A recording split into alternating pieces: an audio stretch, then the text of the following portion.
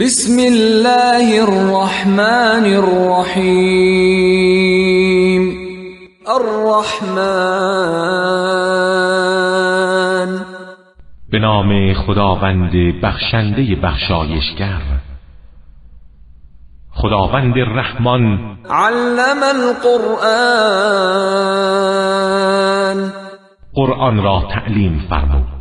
خلق الانسان، انسان را آفرید. علمه البیان، و به او بیان را آموخت. الشمس والقمر بحسبان، خورشید و ماه با حساب منظمی می‌گردند. والنجم والشجر يسجدان، و گیاه و درخت برای او سجده می‌کنند. والسماء رفعها ووضع الميزان، و آسمان را برافراشت و میزان و قانون در آن گذاشت. الا تطغوا في الميزان، تا در میزان طغیان نکنید و از مسیر عدالت منحرف نشوید. واقیموا الوزن بالقسط ولا تخسروا الميزان، و وزن را بر اساس عدل برپا دارید و میزان را کم نگذارید. والارض وضعها للانام، زمین را برای خلایق آفرید. فيها فاكهة والنخل ذات الأكمام، که در آن میوه ها و نخل های پرشکوفه است. والحب ذو العصف والریحان، و دانه هایی که همراه با ساقه و برگی است که به صورت کاه در می آید و گیاهان خوشبو.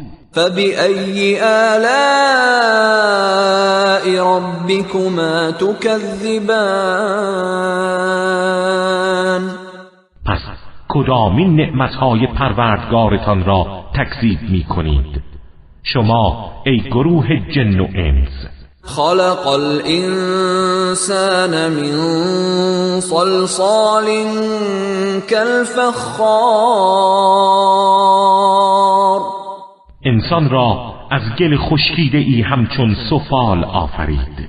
وخلق الجان من مارج من نار، و جن را از شعله های مختلط و متحرک آتش خلق کرد. فبأي آلاء ربكما تكذبان، پس کدامین نعمتهای پروردگارتان را انکار می کنید؟ رب المشرقین و رب المغربین، او پروردگار دو مشرق و پروردگار دو مغرب است. فبأي آلاء ربكما تكذبان، پس کدامین نعمتهای پروردگارتان را انکار می کنید؟ مرج البحرین یلتقیان، دو دریای مختلف شور و شیرین، گرم و سرد را در کنار هم قرار داد در حالی که با هم تماس دارند. بینهما برزخ لا یبغیان، در میان آن دو برزخی است که یکی بر دیگری غلبه نمی کند. فبأي آلاء ربكما تكذبان، پس کدامین نعمتهای پروردگارتان را انکار می کنید؟ يخرج منهما اللؤلؤ والمرجان، از آن دو لؤلؤ و مرجان خارج می شود. فبأي آلاء ربكما تكذبان پس کدامین نعمتهای پروردگارتان را انکار می کنید؟ وله الجوار المنشآت في البحر كالأعلام و برای اوست کشتی‌های ساخته شده که در دریا به حرکت در می آیند و همچون کوهی هستند. فبأي آلاء ربكما تكذبان پس کدامین نعمتهای پروردگارتان را انکار می کنید؟ كل من عليها فان همه کسانی که روی آن زمین هستند فانی می شوند. ويبقى وجه ربك ذو الجلال والإكرام و تنها ذات ذوالجلال و گرامی پروردگارت باقی میماند. فبأي آلاء ربكما تكذبان پس کدامین نعمتهای پروردگارتان را انکار می کنید؟ يسأله من في السماوات والأرض كل يوم هو في شأن تمام کسانی که در آسمان ها و زمین هستند از او تقاضا می کنند و او هر روز در شأن و کاری است. فبأي آلاء ربكما تكذبان پس کدامین نعمتهای پروردگارتان را انکار می کنید؟ سنفرغ لكم أيها الثقلان به زودی به حساب شما می پردازیم ای دو گروه انس و جن. فبأي آلاء ربكما تكذبان پس کدامین نعمتهای پروردگارتان را انکار می کنید؟ يا معشر الجن والإنس إن استطعتم أن تنفذوا من أقطار السماوات والأرض فانفذوا لا تنفذون إلا بسلطان. ای گروه جن و انس، اگر می توانید از مرزهای آسمانها و زمین بگذرید پس بگذرید، ولی هرگز نمی توانید مگر با نیرویی فوق‌العاده. فبأي آلاء ربكما تكذبان پس کدامین نعمتهای پروردگارتان را انکار می کنید؟ يرسل عليكما شواظ من نار ونحاس فلا تنتصران. شعله‌هایی از آتش بیدود و دودهایی متراکم بر شما فرستاده می شود و نمی توانید از کسی یاری بطلبید. فبأي آلاء ربكما تكذبان پس کدامین نعمتهای پروردگارتان را انکار می کنید؟ فإذا انشقت السماء فكانت وردة كالدهان. در آن هنگام که آسمان شکافته شود و همچون روغن مذاب گلگون گردد، حوادث هولناکی رخ می‌دهد که تاب تحمل آن را نخواهید داشت. فبأي آلاء ربكما تكذبان پس کدامین نعمتهای پروردگارتان را انکار می‌کنید؟ فيومئذ لا يسأل عن ذنبه إنس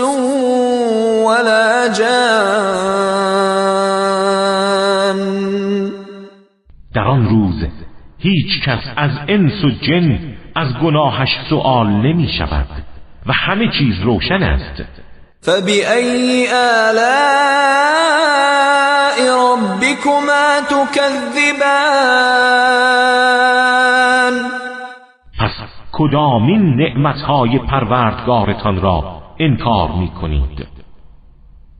يعرف المجرمون بسيماهم فيؤخذ بالنواصي والأقدام. مجرمان از چهره‌هایشان شناخته می‌شوند و آنگاه آنها را از موهای پیش سر و پاهایشان می‌گیرند و به دوزخ می‌افکنند. فبأي آلاء ربكما تكذبان پس کدامین نعمتهای پروردگارتان را انکار می‌کنید؟ هذه جهنم التي يكذب بها المجرمون. این همان دوزخی است که مجرمان آن را انکار می‌کردند. يطوفون بينها وبين حميم آن. امروز در میان آن و آب سوزان در رفت و آمدند. فبأي آلاء ربكما تكذبان پس کدامین نعمتهای پروردگارتان را انکار می‌کنید؟ ولمن خاف مقام ربه جنتان. و برای کسی که از مقام پروردگارش بترسد دو باغ بهشتی است. فبأي آلاء ربكما تكذبان پس کدامین نعمتهای پروردگارتان را انکار می‌کنید؟ ذواتا افنان. آن دو باغ بهشتی دارای انواع نعمتها و درختان پرتراوت است. فبأي آلاء ربكما تكذبان پس کدامین نعمتهای پروردگارتان را انکار می‌کنید؟ فيهما عينان تجريان. در آنها دو چشمه همیشه جاری است. فبأي آلاء ربكما تكذبان پس کدامین نعمتهای پروردگارتان را انکار می‌کنید؟ فيهما من كل فاكهة زوجان. در آن دو از هر میوه‌ای دو نوع وجود دارد، هر یک از دیگری بهتر. فبأي آلاء ربكما تكذبان پس کدامین نعمتهای پروردگارتان را انکار می‌کنید؟ متكئين على فرش بطائنها من استبرق وجنى الجنتين دان. این در حالی است که آنها بر فرش‌هایی تکیه کرده اند با آسترهایی از دیبا و ابریشم و میوه‌های رسیده آن دو باغ بهشتی در دسترس است. فبأي آلاء ربكما تكذبان پس کدامین نعمتهای پروردگارتان را انکار می‌کنید؟ فيهن قاصرات الطرف لم يطمثهن إنس قبلهم ولا جان. در آن باغ‌های بهشتی زنانی هستند که جز به همسران خود عشق نمی‌ورزند و هیچ انس و جن پیش از اینها با آنان تماس نگرفته است. فبأي آلاء ربكما تكذبان پس کدامین نعمتهای پروردگارتان را انکار می‌کنید؟ كأنهن الياقوت والمرجان آنها همچون یاقوت و مرجانند. فبأي آلاء ربكما تكذبان پس کدامین نعمتهای پروردگارتان را انکار می‌کنید؟ هل جزاء الإحسان إلا الإحسان آیا جزای نیکی جز نیکیست؟ فبأي آلاء ربكما تكذبان پس کدامین نعمتهای پروردگارتان را انکار می‌کنید؟ ومن دونهما جنتان و پایین‌تر از آنها دو باغ بهشتی دیگر است. فبأي آلاء ربكما تكذبان پس کدامین نعمتهای پروردگارتان را انکار می‌کنید؟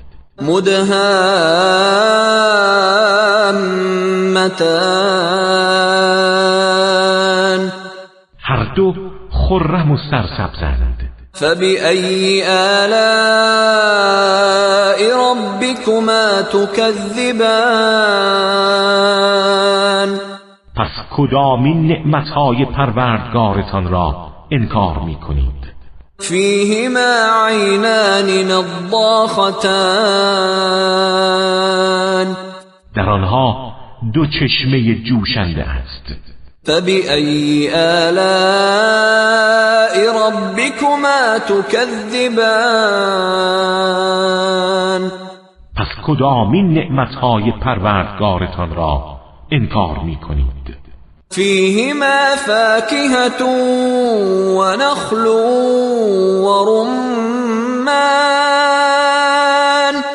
در آنها میوه‌های فراوان و درخت خرما و انار است.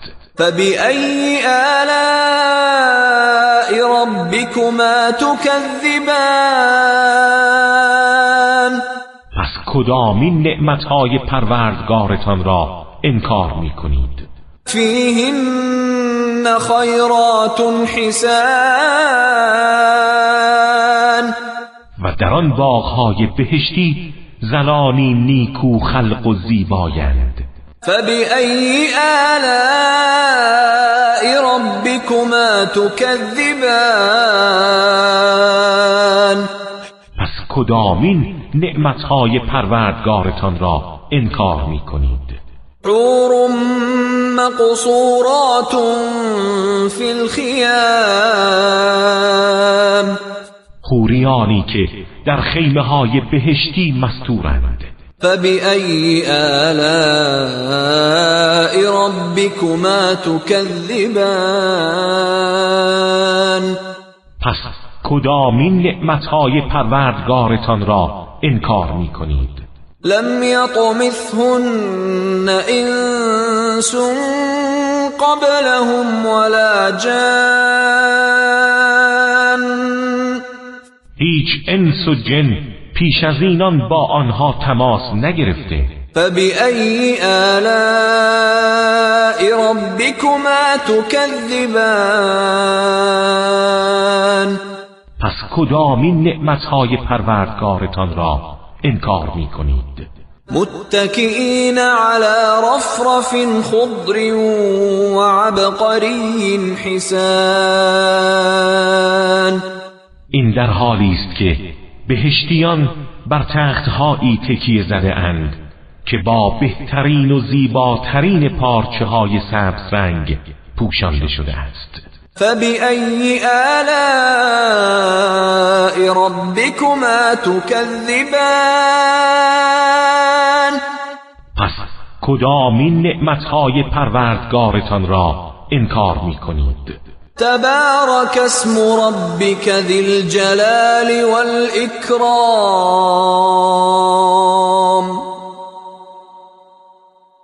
پربرکت و زوال ناپذیر است نام پروردگار صاحب جلال و بزرگوار تو.